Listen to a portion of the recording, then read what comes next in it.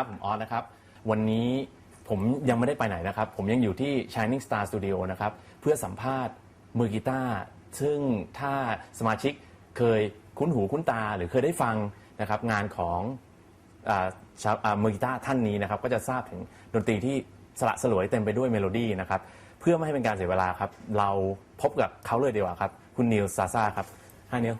Good to meet you. Yeah, nice to meet you. good to see you too. I would like to interview you for like 15 minutes. Sure. I hear your music, and your music has lots of good melodies. Oh, thank you so yeah. much. How do you practice, and how can you keep it up like that? It's strange to play technical. You always have to practice a lot, you know. But to play melodic, I think it's more about listening and in visualizing maybe what a singer might do, or what works best, or what really catches you, rather than a practice. So I think for me, as far as being melodic, I think the most important thing is just listening to what the song is asking you to play on. Yeah, if I like you to suggest, like, how should if I want to do something like you, how should I do it? Like, how should I practice, and what should I listen to? Right. Yeah. I think that the important thing that I always try to stick to is I want to combine technique. It's to have some nice technique, but always play against some good, nice songs and play really melodically. So, for me, it's an approach. Like when I'm writing a song, if I have a progression, like if we took "I'm All Right," my song "I'm All Right," I was presented with a problem, which was, well, what do I play over the chords? And I had the chords.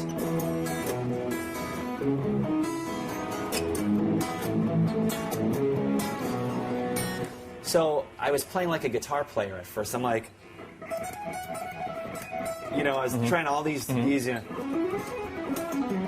So finally, I just started thinking like, what might a singer do on some of this stuff, or what really goes melodically. So I started humming a little bit, singing, and it came out, And so for me, it's always about kind of thinking like a vocalist. Yeah. Okay. So you love to combine like a classical music and blues together in your work, right? So what's your opinion about like which one helps you more in terms of like improving your playing? For me, I think it's classical because you could take some of the classical melodies or some of the stuff is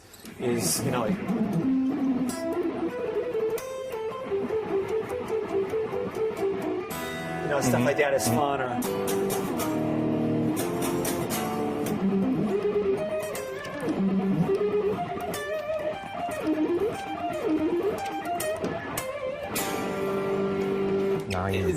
it's a lot of it helps the technique. It's fun to play, and it just puts a smile on my face and yours, I think. So to me, the classical I'm closer to, but then again, I love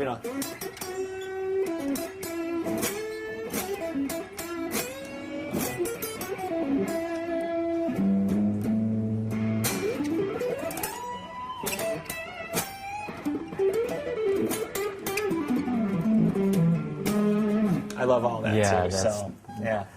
Okay, so you think classical? I think classical, but I love both. Okay, okay. And I would like to ask you about how can you see the fingerboard? Like you see it like in vertically or horizontal? That's a great question. That's a very great question. I see it horizontally.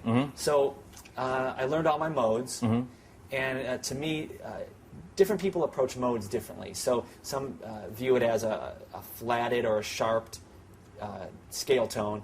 I always think of it as starting a major scale on a different scale degree.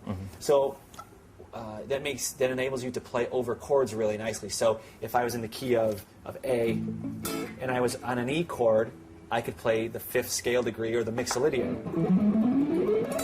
But also, using the modes, it's given me different positions on the guitar. So, for instance, A major might go to E mixolydian, F sharp minor,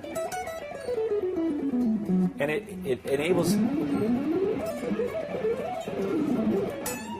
You can go through all the little things. So for me, it was about learning the modes, and then I visualize it horizontally.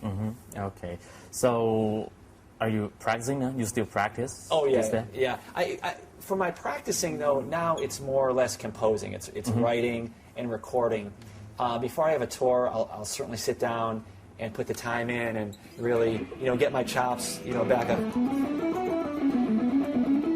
In fact, I was laughing, on my tour now with Michelangelo. So of course, I used to watch his video, some of the Starlicks videos with, so those are still some of the same exercises that I do today, what I watched him do many years ago. So, yeah. But it's more or less recording and writing now, not as much as practicing as I should. Okay. And in your opinion, what are the things that like guitar players should pay more attention when they're playing, and which is like they always like skip doing in the practice? Yeah, man, that's a great question. Everyone always focuses on the fast stuff, right? Yeah. Or the Yeah, right? yeah. That's wow. Yeah. But the most important things are very subtle. So for me, I like to stretch a lot of notes. So I think stretching notes, but stretching notes in tune is very important. So if you did like a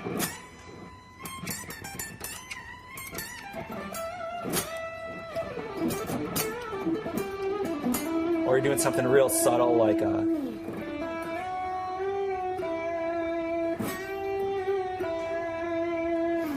so a lot of times you hear a less practiced or experienced player, they'll stretch so that they might go like, right? And they're stretching the note, but they're not aiming for a note. That the number one important thing I think every guitar player needs to work on is vibrato. Because you can play a million notes a minute, but you're going to have to land on a note eventually, right? So if you took any great guitar player, Eddie Van Halen, B.B. King, Jeff Beck, whoever, and they played one or two notes, you would know them, you would know who it is by the vibrato. So for me, I have kind of a slow vibrato.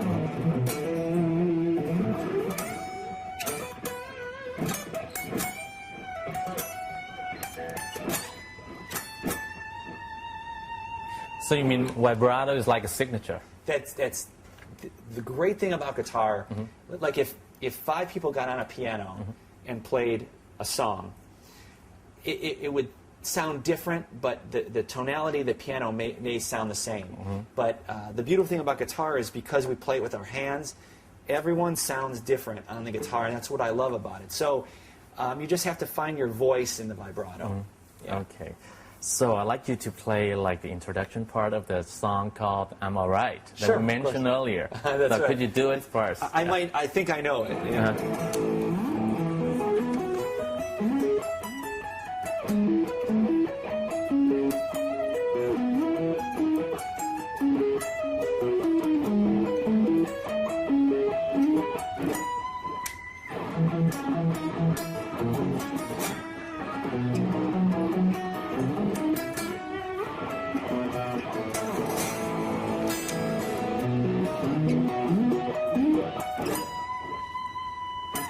Awesome.